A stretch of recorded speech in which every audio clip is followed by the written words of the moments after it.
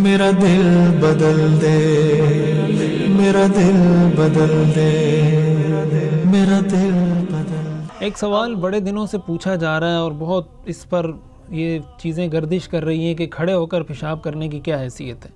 وہ ایک صاحب ہیں، انہوں نے اس پر کلپ ریکارڈ کروایا، بیان دیا کہ کھڑے ہو کر پیشاب کرنا سنت عمل ہے، اور حضور علیہ الصلاۃ والسلام کی ایک روایت سے، صحیح بخاری کی ایک روایت سے استدلال کر کے یہ کہا کہ یہ سنت ہے۔ اور وقتاً فوقتاً اس طرح کے جو لوگ ہوتے ہیں اسی طرح کے مسائل کو چھیڑتے رہتے ہیں۔ وہ چیزیں جو بڑے عرصے سے متفقہ طور پر امت اس پر عمل کرتی آ رہی ہے، وہ چلتے جا رہے ہیں، ان کو چھیڑیں گے، کوئی نئی چیز اس میں سے نکالیں گے، اور جو امت کے وہ مسائل ہیں اجتماعی جن پر آج بات کرنے کی ضرورت ہے، جن پر گفتگو کرنی چاہیے، جس سے امت کو فائدہ ہوگا، اس پر کوئی بات نہیں کی جاتی۔ اسی طرح کے اختلافی مسئلوں میں الجھا دیا جاتا ہے، پھر لوگ اسی میں پڑ جاتے ہیں کہ یہ ٹھیک ہے، یہ ٹھیک ہے، یہ ٹھیک ہے، یہ ٹھیک ہے۔ تو اول تو ایسے لوگوں کو سمجھنا چاہیے کہ خدا را اگر دین کی خدمت کرنی ہے تو مثبت انداز میں کریں، پازیٹیو طریقے سے لے کر چلیں تاکہ امت کو فائدہ ہو۔ اس طرح اختلافات میں لوگوں کو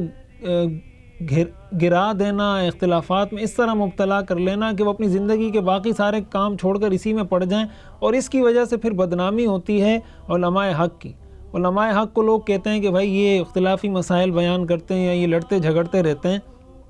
اب ظاہر ہے کہ ایک آدمی اگر کوئی غلط بات کر رہا ہے، اب اس کا جواب دیا جا رہا ہے، تو اب غلط بات کا جواب دینا تو ضروری ہوتا ہے کہ لوگوں کو پتہ چلے کہ کیا ٹھیک ہے کیا غلط ہے۔ لیکن عام آدمی کو چونکہ نہیں پتہ ہوتا، اس کے پاس کوئی معیار، کوئی کرائٹیریا نہیں ہوتا کہ وہ یہ فیصلہ کر سکے یہ ٹھیک ہے یہ غلط ہے، تو وہ بس ایک دم یہ کہہ دیتا ہے کہ یہ آپس میں لڑتے رہتے ہیں۔ تو پہلے تو عوام کو یہ بات کرنی نہیں چاہیے، اور اگر کوئی کر رہا ہے تو پہلے اس کو اتنی سینس ہونی چاہیے کہ اس میں ٹھیک کون ہے غلط کون ہے، یہ کام شروع کس نے کیا اور جواب کس نے دیا۔ اور پھر تیسرے نمبر پر اس کو سمجھنے کے لیے کسی عالم دین سے پوچھنا چاہیے، جس نے اس دین کو پڑھا ہو، جس کی یہ فیلڈ ہو، خود سے فیصلہ نہیں کرنا چاہیے۔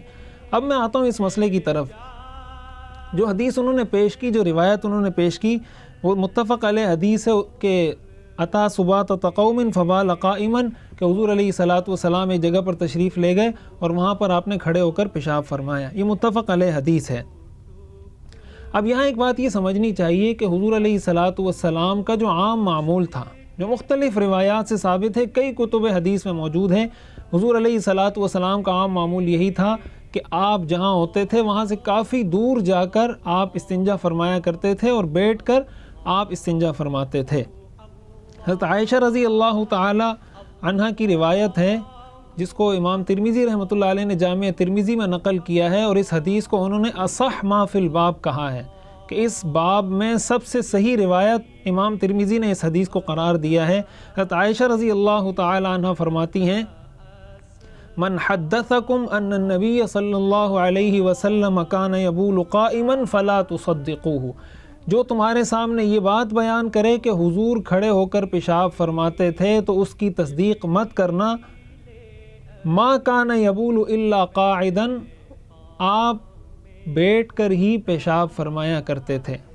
اب دیکھیں، ایک حدیث متفق علیہ حدیث ہے، وہ بھی صحیح حدیث ہے، دوسری طرف حضرت عائشہ کی یہ روایت ہے، یہ بھی صحیح ہے، اور امام ترمذی نے تو اس کو صحیح نہیں اصح ما فی الباب کہا ہے۔ اس سے یہ معلوم ہوتا ہے کہ ایسا ہو نہیں سکتا۔ اب دو روایتوں میں بظاہر تعارض نظر آتا ہے،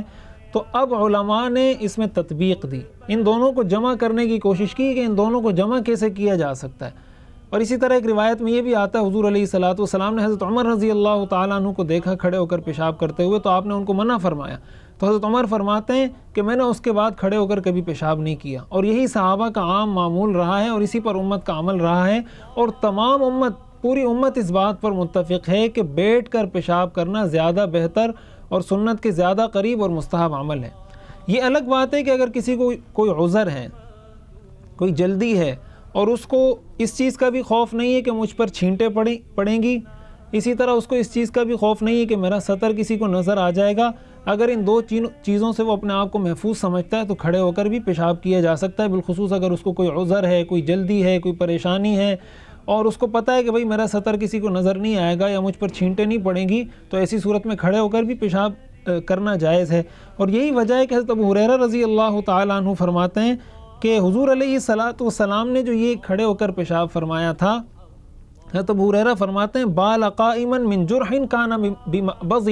کہ آپ نے جو کھڑے ہو کر پیشاب فرمایا یا آپ کے گھٹنے میں تکلیف تھی اس وجہ سے آپ نے کھڑے ہو کر پیشاب فرمایا، اور بعض روایات میں آتا ہے کہ آپ کے کمر میں تکلیف تھی۔ اب اگر ہم ان ساری روایات کو جمع کر لیں تو اس سے ہمیں یہ بات واضح ہو جائے گی کہ